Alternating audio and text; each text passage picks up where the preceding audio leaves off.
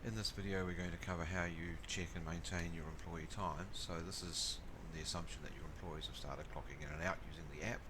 So when you come into TimeHub, if you click on process times, you'll see daily times. Now you've currently got a view which only allows you to see daily times reports in the calendar, which we'll cover on those in these videos we're doing at the moment. So if I go into daily times, by default when you come into the daily times screen you will see a list of the days of the current week going backwards from yesterday.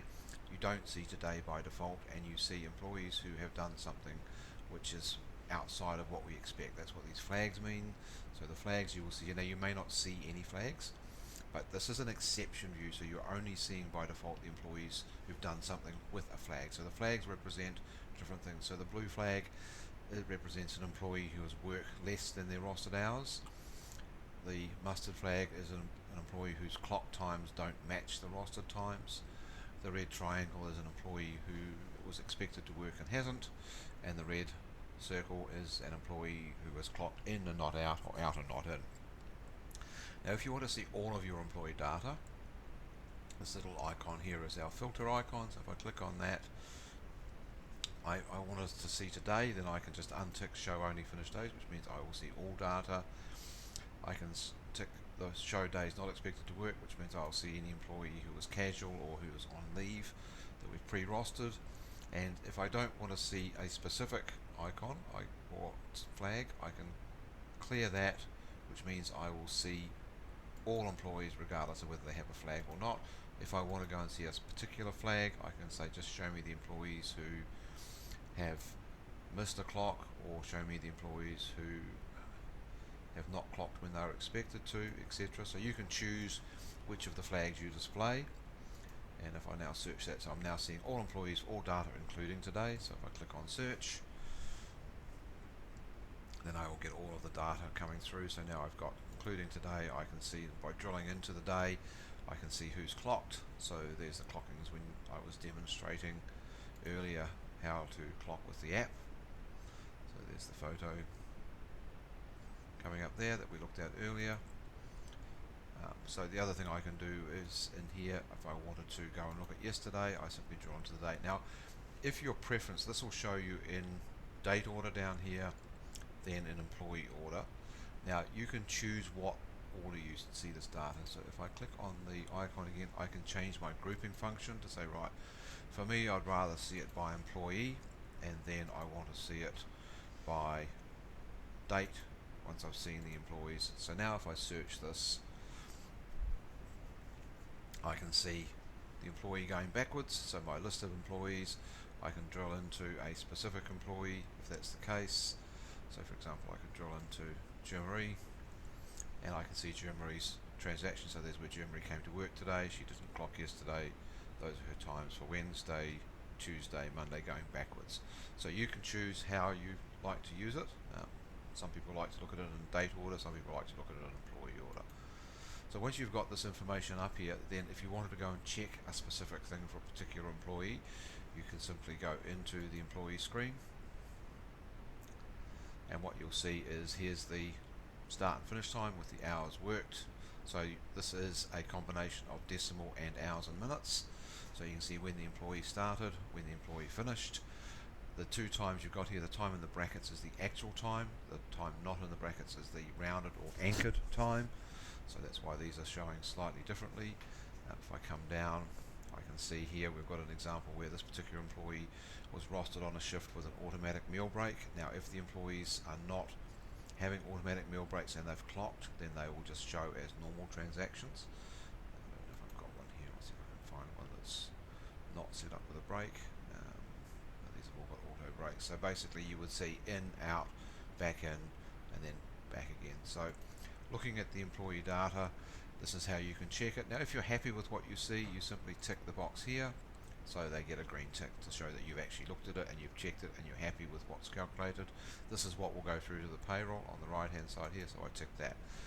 Now if I had a situation where I didn't like something, so for example this person here came in at 8:31, was rounded to 9 o'clock because of the rules, and I wanted to change that, I simply click on the time. I go into the time field here and I make that 8:30 because that's when I wanted to pay her, and I save it, and you'll see that that changes the font. So now the font goes blue and italicized, and that's what will correct. So this will have recalculated, so the hours will recalculate for the day. So I can edit, I can add, I can do what I like within this particular context. Every time the data gets touched though, we audit that, so we know that that's been changed by a user, whereas that hasn't. So if I go to someone who, for example, has got an invalid day, which is where we've got a circle. So here's an example where Bob Smith clocked in at 11:51, didn't clock out. So what I do to fix that is I can put in an out time. So I simply click on the plus. I can say that Bob went home at 1700. What I might do is put a tag in here saying did not clock out, so that I can look at that in the future and say I can see that Bob's missing clocks a lot.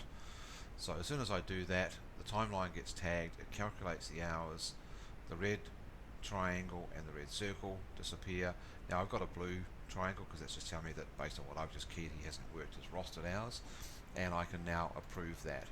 If I want to also add a note about why that happened, I can simply come in here and add a note and just say Bob forgot. Now the reason we suggest you add notes if you're making edits is so that you've got a record for your own benefit in the future, so also for the employee's benefit, so they can see why. So that's how you add or edit a time. Now if you had a situation, here's an example here where Bob forgot to clock altogether, I simply click on this go plus and say 7:30 to 1700, and I will say that he didn't clock at all, and I save that. And then based on Bob's rule, in his case he's got an automatic break, so it's now keyed up. You'll notice there's no actuals displaying here, it's all blue, and the mustard is the automatic meal break. So both those are blue, but I've got a tag and I can then go and approve that. So that's how you deal with those situations. Now the other situation you may come across is an employee who hasn't worked because they were on leave. So to fix that, that'll generally show up as a triangle because they've not clocked at all. So you, in that case, instead of hitting the plus sign, you click on the blue line, and then in your daily rule you would change it from sales or whatever their daily rule is to either holiday pay or sick pay. So if you go down the list, you'll see the different options here. You might have alternative leave, you might have bereavement leave. So if I'm going to make this sick, so it's a full day sick, and then I specify how many hours of sick leave I want to pay the employee, and I save that. So now what that does is it changes that to a sick leave transaction, so it's no longer sales part-time, it's now sick leave. It's 8 units and there's no hours. So the hours are 0 because we're not paying time, we're paying units of sick pay or annual leave or alternative leave. Again, I approve that. Now, if I wanted to go in and put an extra note again, I tend to put in notes as to why someone was sick, or so that I've got a record for my own reference in future. So basically, once you've finished maintaining Bob, then you would move on to the next person. Now if you're happy with the fact that they've not worked at all this week and they didn't work and you don't care and you don't want anything about it, you don't have to tick it, but it is good business practice to make sure that you are ticking it. All that's showing is that you have actually checked. If you don't tick it, it doesn't stop the pay being processed, it just keeps it clean to know that that's been looked at. So once I've done that, I can then go to the next person. If I want to run this in a report, I simply click on the report button, and I can get a paper version of that same view showing me the start and finish. So this shows me the actual time, the rounded time. It still shows me the flags, it shows me their hours worked, and it shows me their total hours during the pay period. So you can scroll down, you can print that out, create a PDF, do whatever you wish to do with that. So some people like to do it all on screen, some people like to do it off paper and then go back and do the edits. Once you're in here, then basically you can come back in and change whatever you want. The thing to bear in mind is that we recommend that you don't change the current day unless it's an absentee situation, because if someone's clocked in and they haven't clocked out and you go and put an out time in and then they do clock, then you'll end up with an invalid day. So basically deal with everything that's up to and including yesterday, and you can come into this at any point and edit it right up until just before the pay period is done. So that's how you do your maintenance. So that's just coming off the menu, come into process times, daily times, So typically you're only going to be you're checking it, and you're not going to be editing as much as I've just shown you, because obviously I've done a lot of editing in that process. So you can, as I say, choose to do it in date order, as I have here, or choose to go in here and choose a flag, choose an employee, choose a tag if you want to, choose a daily rule. So there's different options here, so we suggest you have a play with this, and once you're happy with it, then you can do a search and you'll see how the data comes out. The next video we're going to cover how to roster, which will direct some of the data when the employees clock or don't clock, to make this processing of daily times less time consuming.